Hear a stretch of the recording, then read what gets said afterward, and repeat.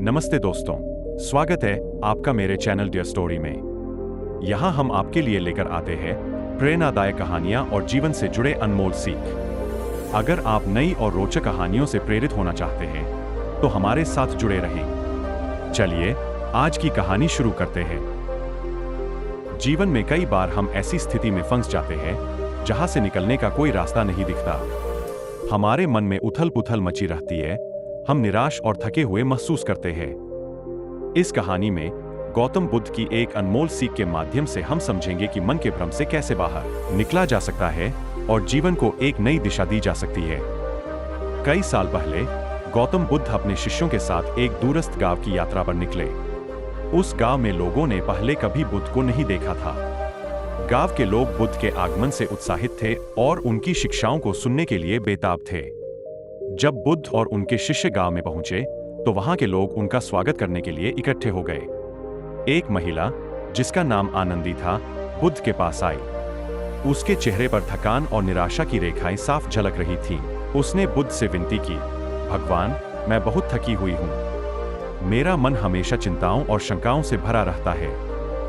मैं जीवन में कोई शांति नहीं पा रही हूं। कृपया मुझे मार्ग दिखाइए। बुद्ध ने उसे शांत मन से देखा और बोले, आनंदी, तुम अपनी थकान का कारण क्या मानती हो? आनंदी ने उत्तर दिया, भगवान, मेरा मन हमेशा भटकता रहता है। कभी मुझे अपने भविष्य की चिंता होती है, कभी अपने बीते हुए कल की। मैं अपने अंदर के विचारों से लड़ते लड़ते थक गई हूं। मुझे शांति की तलाश है, लेकिन वो मिल नहीं रही। बुद्ध ने मुस्कुराते हुए कहा, तुम्हारी थकान का कारण तुम्हारा मन है।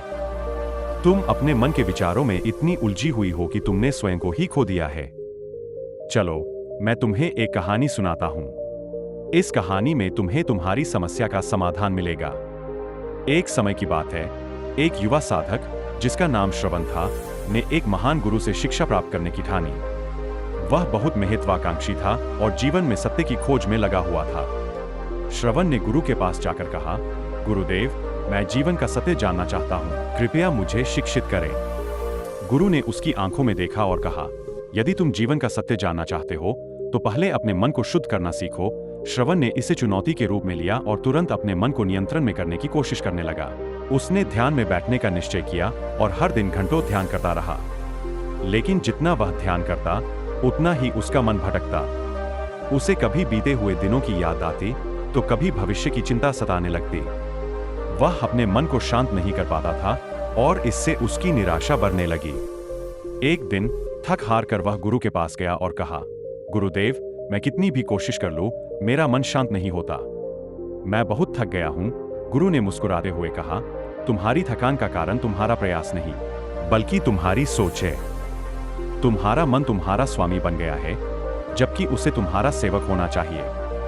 गुरु ने उसे एक नदी के किनारे ले जाकर कहा, इस नदी को देखो। क्या यह सोचती है कि उसे कहाँ जाना है? नहीं, यह बिना किसी विचार के अपने रास्ते पर बहती रहती है। अगर तुम भी इसी तरह अपने जीवन को सहजता से बहने दो तो तुम्हारे मन का भ्रम समाप्त हो जाएगा। श्रवण ने पूछा, लेकिन गुरुदेव, यह कैसे संभव है? गुरु ने उत्तर दिया, तुम्हें अपने मन के विचारों से जुड़ना बंद करना होगा। तुम जो भी सोचते हो उसे वास्तविकता मान लेते हो, लेकिन वास्तव में तुम्हारे विचार सिर्फ तुम्हारे मन के खेल हैं। उन्हें आने दो और जाने दो। जैसे नदी में बहते हुए पानी को तुम रोक नहीं सकते। जब तुम अपने विचारों से अलग हो जाओगे तो तुम्हारे मन की शांति वापस आ जाएगी। श्रवण ने गुरु की बात मानी और अपने मन को शुद्ध करने के लिए प्रयासरत हो गया। उसने अपने विचारों को बिना रोक टोक आने और जाने देना शुरू कर दिया। धीरे धीरे उसका मन शांत होने लगा और वह जीवन के सत्य के निकट पहुंच गया। आनंदी ने बुद्ध की इस कहानी को ध्यान से सुना। उसने महसूस किया कि वह भी अपने विचारों में उलझकर अपने जीवन को जटिल बना रही थी। वह अपने मन की बातों को इतना गंभीरता से ले रही थी कि उसने अपनी शांति खो दी थी। बुद्ध ने उससे कहा, तुम्हारे जीवन में जो कुछ भी हो रहा है वह सिर्फ तुम्हारे मन का खेल है। तुम जो भी महसूस करती हो वह सिर्फ तुम्हारी सोच का परिणाम है। यदि तुम अपने मन को शुद्ध कर सको तो तुम्हारी थकान भी मिट जाएगी और तुम्हें शांति मिल जाएगी। आनंदी ने बुद्ध की बातों को गंभीरता से लिया और अपनी सोच को बदलने का संकल्प लिया। उसने अपने विचारों को आने और जाने देना शुरू कर दिया, बिना उनसे जुड़े। धीरे धीरे उसने पाया कि उसकी थकान कम हो रही थी और उसकी आत्मा में एक नई ऊर्जा का संचार हो रहा था। इस कहानी से हमें यह सीखने को मिलता है कि हमारे जीवन में जो भी थकान, निराशा और भावनात्मक कठिनाइयां होती है, उनका मूल कारण हमारा मन और उसकी सोच होती है।